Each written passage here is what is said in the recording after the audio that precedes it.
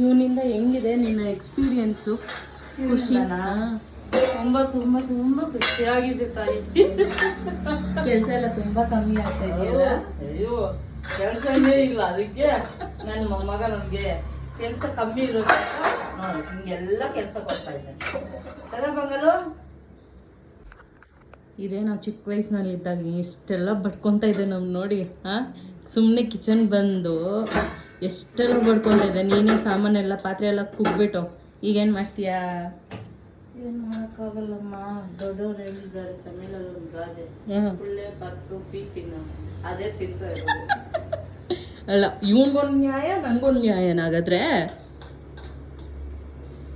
ನನ್ನ ಮೊಮ್ಮಗ ಬರೋಸೋಗೆ ನಮಗೆಲ್ಲ ಬೆಂಡೆತ್ತು ಬೇಕಾಗಿ ಸುತ್ತಾಗಿ ಕುತ್ಕೊಂಡ್ಬಿಟ್ಟಿರ್ತೀವಿ.